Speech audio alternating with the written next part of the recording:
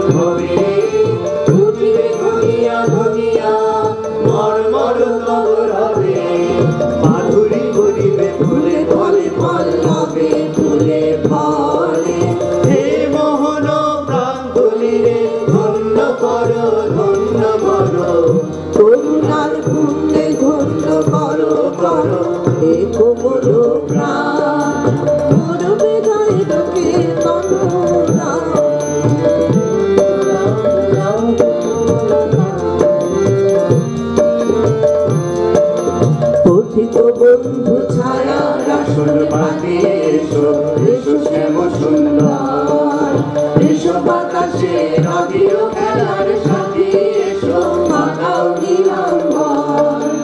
উষায় জাগা শাখায় গাড়ি আশা, সন্ধ্যায় আলো আলো, বিরাম গভীর ভাষা রচি দাও রাতে, সুপ্ত গীতের ভাষা রচি দাও। হে উদার প্রান্তলিরে ধন্য করো ধন্য করো, করুণার পুণ্যে ধন্য করো করো হে কমল প্রাণ। এরপরই বিশ্বভারতীর উৎসবের খাতায় ডাক পড়ে রবীন্দ্র সপ্তাহের। 8ই আগস্ট থেকে 15ই আগস্ট রবীন্দ্র সপ্তাহ পালিত হয়। উল্লেখযোগ্য এই যে 15ই আগস্টের সন্ধ্যায় স্বদেশী সঙ্গীতের চয়নে অন্যান্য গীতিকারদেরও গানও গাওয়া হয়। এরপর এসে পড়ে রাখি পূর্ণিমা। 1905 সালে রবীন্দ্রনাথ অনেককেই রাখি ও কার্ড পাঠান। তাতে লেখা ছিল, ভাই ভাই এক ঠাঁই, ভেদ নাই ভেদ নাই। মূর্তি পূজায় বিশ্বাসী না হলেও বিশ্বকর্মা পুজোর দিনটিকে এখানে বেছে নেওয়া হয় শিল্পোৎসব পালনের দিন হিসেবে। কঠিন লোহা কঠিন ঘুমেছিল অচেতন, ও তার ঘুম ভাঙাইল রে। কঠিন লোহা কঠিন ঘুমেছিল অচেতন, ও তার ঘুম ভাঙাইল রে।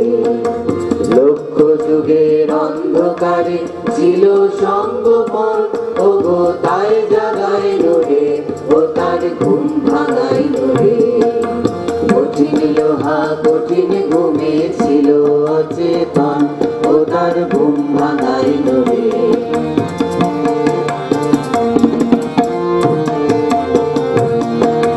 হুঁশ মেনেছে হাতের তলে, যা বলায় সে তেমনি বলে। হুঁশ মেনেছে হাতের তলে, যা বলায় সে তেমনি বলে।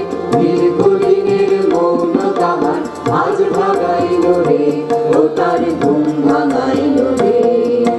দীর্ঘদিনের মৌন তাহার আজ ভাগাইল রে।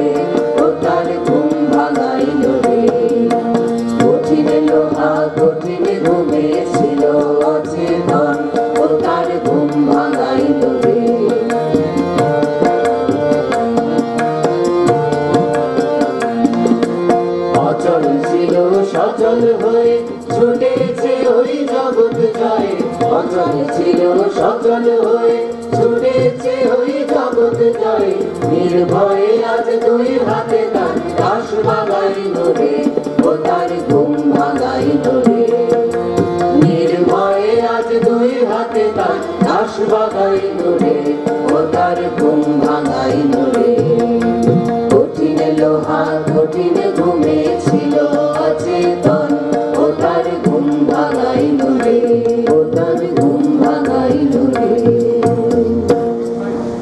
বিশ্বভারতীর ঋতু উৎসবের অন্যতম শারদোৎসব। দুর্গাপূজা উপলক্ষে আশ্রমের ছুটি হয় মহালয়ার দিন।